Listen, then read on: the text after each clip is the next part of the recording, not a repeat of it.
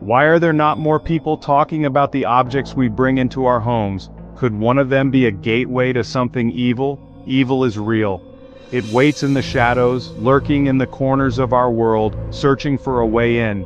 We build walls, lock our doors, and think we're safe. But sometimes darkness finds a key. Evil doesn't always come as a ghost or demon tied to a place. Sometimes it attaches itself to an object, a doll, a mirror, even a simple piece of furniture. You bring it home believing it harmless, unaware of the history and energy it carries. This is the story of one such object, a bunk bed.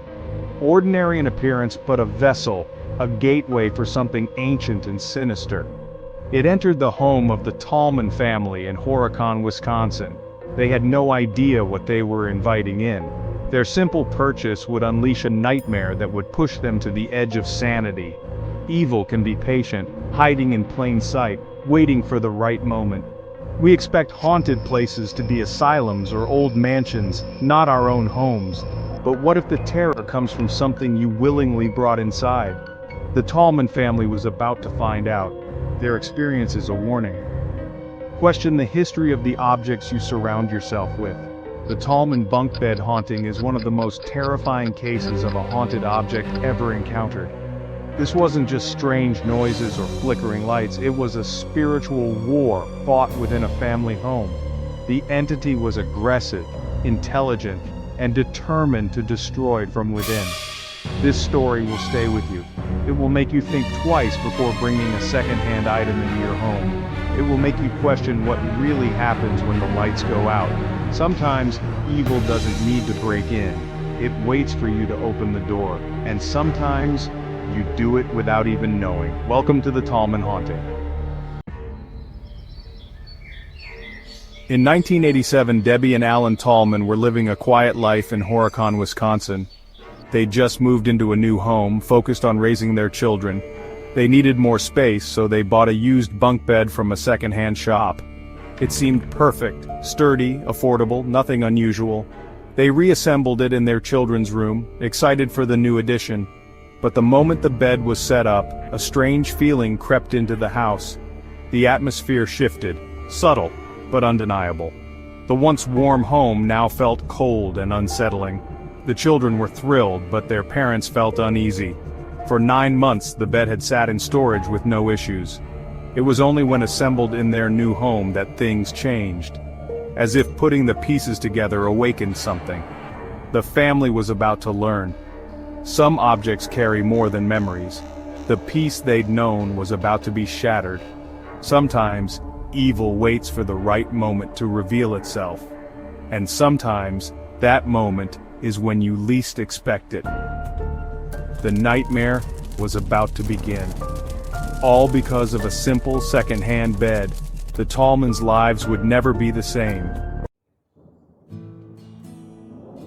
The strange events began almost immediately after the bunk bed was assembled. A radio in the children's room started switching stations on its own, blasting static at night. Alan blamed faulty wiring, but nothing fixed it. The children grew sick with mysterious symptoms doctors couldn't explain. Their youngest daughter saw a terrifying figure, a woman with long black hair and a menacing glow. The children became too afraid to sleep in their room, hearing voices whispering their names from the empty bunk bed. They saw an old woman standing in the doorway, watching. One night, their daughter saw glowing red eyes in the darkness. "A demon," she said. Alan, a practical man, tried to explain it all away. He checked wiring, looked for drafts, and dismissed it as nightmares. But doors opened and closed by themselves. Objects moved on their own. The family dog refused to enter the children's room, barking at something unseen. The fear was growing. Alan's skepticism broke when he heard a voice from the empty bedroom. "Come here." He found the room empty, the bunk bed looming in the corner. The air was cold. He knew then, something evil was in their house, and it was connected to that bed. The whispers of terror had become a direct invitation from the darkness.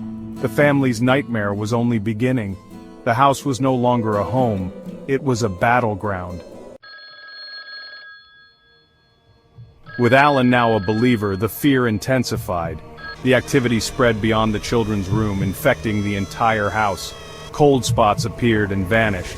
The smell of burning sulfur filled the air. Voices grew louder, no longer whispers but guttural growls and threats. The family felt watched, trapped by an unseen enemy. The entity targeted Alan, the family's protector. In the garage, he saw an orange fog and the same red eyes his daughter described. A demonic face formed in the mist, a voice booming, "You're dead!" The children suffered night terrors. Their son claimed the bed tried to push him out at night. Religious symbols offered no protection. Crucifixes were found upside down, Bible pages torn and charred. Friends and family witnessed the phenomena: moving objects, disembodied voices. The haunting was no longer a secret. The evil was growing bolder, feeding on their fear. Sleep brought no escape. Nightmares plagued everyone. The family was exhausted, emotionally drained, and desperate. The house was a prison. The entity was relentless. The Tallmans were running out of hope. The evil was winning. Something had to change. Desperate, the Tallmans called their local pastor for help. He blessed the house, but the children's room turned hostile, cold, heavy, and filled with a guttural voice. "You get out!" The blessing failed. The entity grew more violent. Alan awoke one night to a shadowy figure at the foot of his bed, eyes glowing red, pointing a bony finger. The family began recording the events, capturing growling voices and slamming doors on tape. The evidence was chilling, but it brought no relief. The family fled the house multiple times, but the sense of being watched sometimes followed them. They realized the source was the bunk bed, a portal for the evil. Prayers and blessings had failed. The entity was unleashed, and as long as the bed existed, their nightmare would continue. They were left with one final, desperate option: destroy the bed. It was the only way to reclaim their lives. The battle for their home had reached its breaking point. The Tallmans prepared for a final confrontation. The end was near. The Tallmans searched for answers, but the bed's history was a mystery. Some believed it was used in a dark ritual, others that a tragedy had imprinted a restless spirit onto it. No records, no clear origin, just theories and fear. The truth remains unknown, but the evil was real. Sometimes the most ordinary objects hide the darkest secrets. The Tallmans decided the bed had to be destroyed. They dismantled it, feeling the entity's anger as they carried the pieces out. At a landfill, Alan chopped the wood into fragments, ensuring it could never be reassembled. They doused the remains in holy water, said a final prayer, and left it buried. Instantly, the oppressive feeling in their home lifted. The cold spots vanished, the voices stopped. For the first time in months, the house felt peaceful. The final confrontation was over. The Tallmans had faced the darkness and won. By destroying the bed, they severed the entity's hold. Their home was theirs again.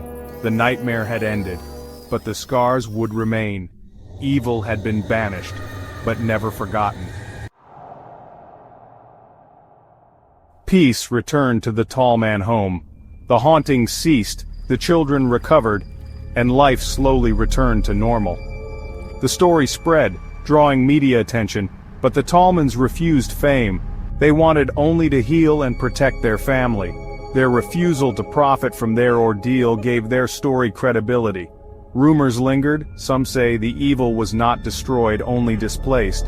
The Tallmans eventually moved, seeking a fresh start.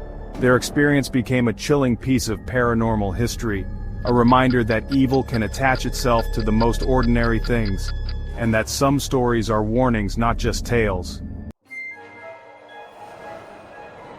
The Tallman Bunk Bed Haunting is a warning. The world is full of unseen energies. Be cautious about what you bring into your home. Every object has a history, and sometimes that history is dark. The Tallmans learned this the hard way. Their ordeal challenges even the skeptics. They didn't want attention, just their lives back. The entity targeted their faith, safety, and sanity, all because of a used bunk bed. Next time you buy something secondhand, ask yourself, what history does it carry? Sometimes an object is a gateway, and you never know what might be waiting on the other side.